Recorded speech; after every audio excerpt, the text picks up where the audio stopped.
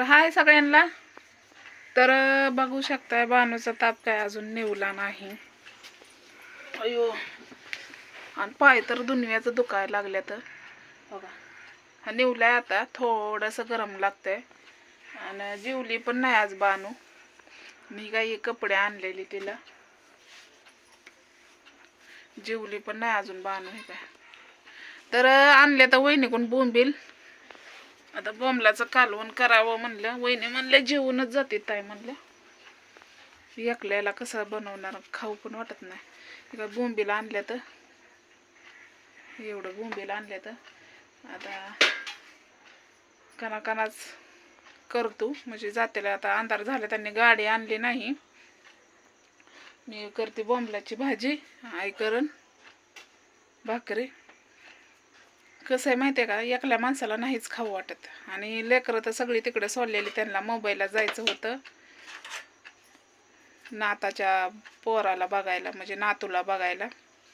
त्याच्या पोराला मुलगा झालाय ना, जाणार होती ती. तर नाहीच झालं, ते कॅन्सल झाले. आता ती सक्रातीला इकडे येणार आहे ना, त्यामुळं. तर मग म्हणलं ठीक आहे, चालतंय. वहिनी म्हणल्या चालतंय. मग आता उद्या लेकरं आणायला जाते ना ती. म्हणलं तोपर्यंत चला म्हणलं. वहिनी म्हणल्या ताई म्हणल्या भाजी तरी बनवा बोंबलाची. मी तर घरी असून बनवत नाही, मला तर खाऊच वाटत नाही. काय करावं. आणि उशीर झाला. बाणूची औषधं आणायला गेलती मी, उशीर झाला. आणि तशीच आपल्याला कणसं पण दिल्यात मैत्रिणींनी माझ्या. म्हणजे जा कणस घेऊन म्हणले. तुरी पण तिच्या होत होत्या, तुरी घेऊन जा म्हणत होती. म्हणून म्हणलं उशीर झाला तर बाणू तापली होती म्हणून पटकन आली. मग तुरी काय ती कुठं पळून जाणार नाही, आपल्या नावाच्या ती ठेवतीच. उकडून खायला तुरी उसळ ही चांगली लागते म्हणून. तर वहिनी बसल्यात तिकडे, त्यांना म्हणलं मी स्वयंपाक करते म्हणलं 2च मिनिटात. म्हणलं कसं आहे मग आपल्याला करावं लागतंय. मी काय एवढं बोंबील आणल्या तर घरात तर दिसतच नाही. खाली बघ की.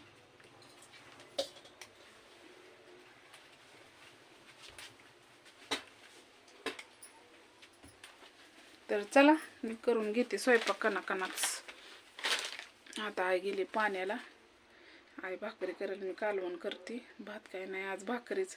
2-3 दिवस झालं भाकरी खाऊन खाऊन कटाळा आलाय मरणाचा. आणि उद्या जायचं आहे ईट भट्टीवर आम्हाला. उद्या त्या मालकाने सगळा अधिकार माझ्या हातात दिलाय. म्हणजे तिथलं मॅनेजर केलंय मला. तर बघू, आपल्याला 4 कामं अजून जास्त करायची ती. पण बाणूची तब्येत कमी ही डाऊन असल्यामुळं मला काय जाऊ वाटत नाही. आई म्हणते काय बाया तू चालली, फुल्ली लेकरू आजारी आहे ना, असं तसं.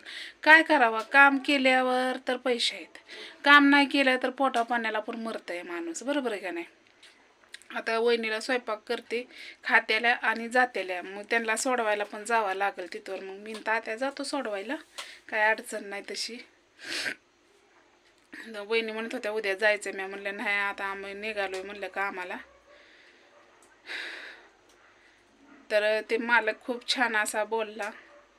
म्हणजे कामाबद्दलचं पण चांगला मालक आहे. कामावर काही टेन्शन नाही कामाचं. आणि तसं बी आपल्याला येतं आहे ती काम म्हणल्यावर हरकत नाही करायला.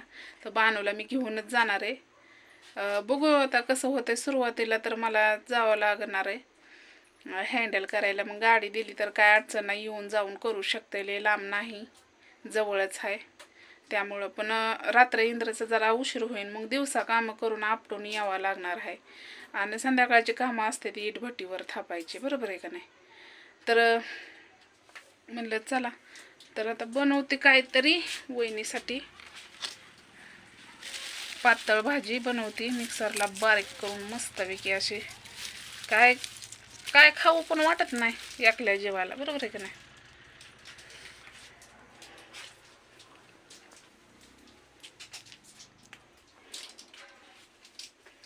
बघच किती अंधार पडतोय आमच्या इकडे, लईच अंधार पडतो. कणाचं काय त्याला उकळी झाली की झालंच त्याचं नाहीले. तर 1 टमाटर, अद्रक, लसणाची पेस्ट करून आता रेसिपी काय नाही बनवणार मी, कारण वहिनीला जायचं आहे, उशीर होईल. त्यांना सोडवाय पण तसं जावं लागेल. गाडी आणल्यावर नाही टेन्शन राहत, पण गाडी त्यांची पंक्चर झाली. आणि मला पण आता लय दिवस वहिनी मी सोबत असल्यामुळे जरा हे होत आहे, पण काय करणार, माझा पण जरा थोडासा प्रॉब्लेम झालेला आहे.